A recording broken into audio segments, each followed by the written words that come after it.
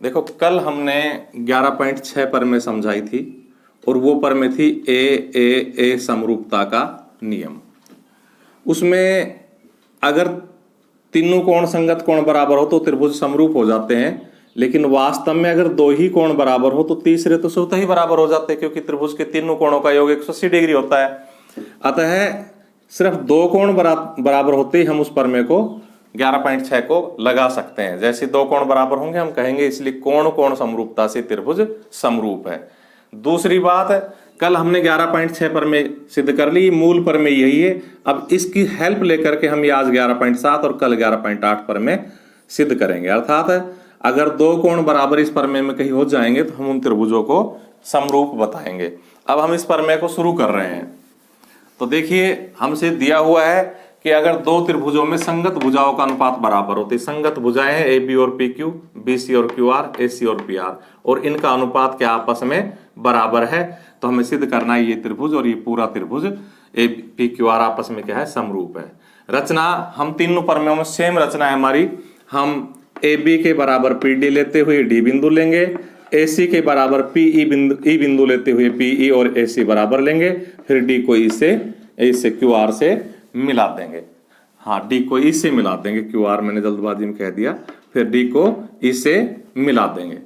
अब हम इस परमेय को शुरू करते हैं। तो देखो शुरुआत हम यहां से करेंगे कि हमसे दिया हुआ है ए बी बटा पी क्यू बराबर ए सी बटा पी आर। हमने बीच वाला रिलेशन छोड़ दिया है, ओड ओड के लिख लिए। कहां से आए, दिया है, इस पे 1 नंबर डाल देंगे। उसके बाद हम क्या करेंगे, हम लिखेंगे कि भाई जो ये ए बी है ये पी डी के बराबर है, इसलिए इस ए बी की जगह हम क्या रखेंगे, पी डी रखेंगे। तो क्या बन जाएगा, पी डी बटा पी क्यू। कहां से रखा है ए बी का मान पी डी, रचना से रखा, हमने रचना में कर रखा है। ए सी का मान पी ई है तो पी ई बटा पी आर, ये भी हमने कहां से किया, रचना से, तो यहां लिख देंगे रचना से। और अब अगर हम इस त्रिभुज में जाके देखें तो पी डी बटा पी क्यू, इधर पी ई बटा पी आर, अर्थात इसमें थेल्स परमेय के विलोम से ये इसके समांतर हो गई, क्योंकि जब ये बटा ये पूरी हो जाए, ऊपर ये बटा ये पूरी हो जाए और आपस में बराबर हो जैसा किया है, तो फिर थेल्स परमेय के विलोम से क्या हो जाएगा, डी ई समांतर पी क्यू आर, थेल्स परमेय के विलोम से। और अगर ऐसा हो गया तो हम अब क्या लिख सकते हैं, अब हम लिख सकते हैं कि भाई ये समांतर होने से ये संगत कोण है और ये कोण क्या आपस में बराबर है, ये कोण आपस में क्या है, बराबर है। तो लिखेंगे इंप्लाइज कोण डी बराबर कोण क्यू एवं कोण ई बराबर कोण आर, वजह संगत कोण। अब अगर इस त्रिभुज का ऊपरले का कोण डी और इस पूरे त्रिभुज का कोण क्यू, इस ऊपरले त्रिभुज का कोण ई, इस पूरे त्रिभुज का कोण आर, अर्थात इसके दो संगत कोण आपस में क्या हो गए, बराबर हो गए। अतः ये ऊपर वाला त्रिभुज पी डी और पूरा त्रिभुज पी क्यू आर क्या हुए, समरूप हुए। लिखेंगे इंप्लाइज कोण कोण समरूपता से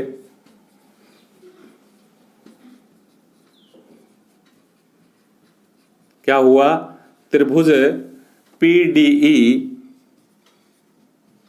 समरूप है त्रिभुज। देखो हमने डी बराबर क्यू सिद्ध किया है, डी बीच में तो क्यू बीच में, हमने ई बराबर आर सिद्ध किया है, ई अंत में तो आर अंत में, बचा क्या, पी। अब अगर ये त्रिभुज समरूप है तो इनकी भी संगत भुजाएं समानुपाती होनी चाहिए, और इस पे हमें नंबर इसलिए डाल लेते हैं कि इसका नंबर भी हमारे काम आएगा।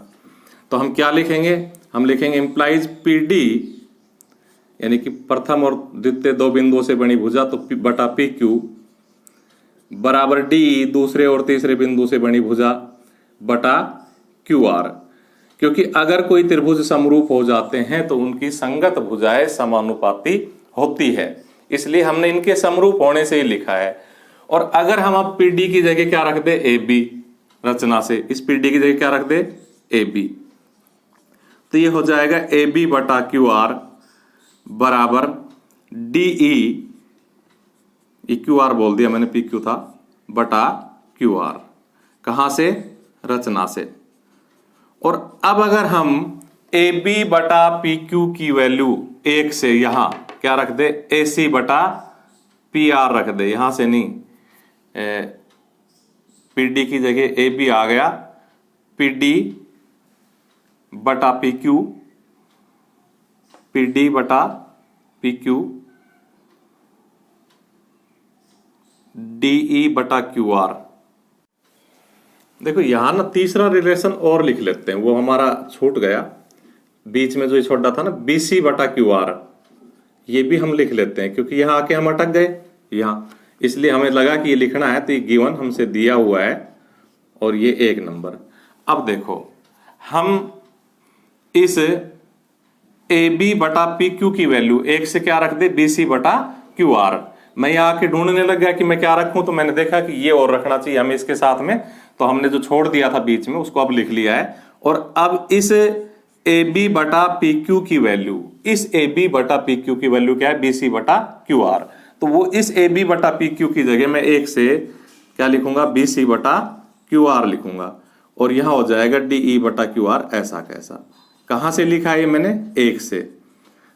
अब देखो ये लिखा क्यों, मेरा टारगेट क्या था, टारगेट यह था कि क्यू आर से क्यू आर कट जाएगा और हमारे पास क्या बच जाएगा, बी सी बटा डी ई बच जाएगा।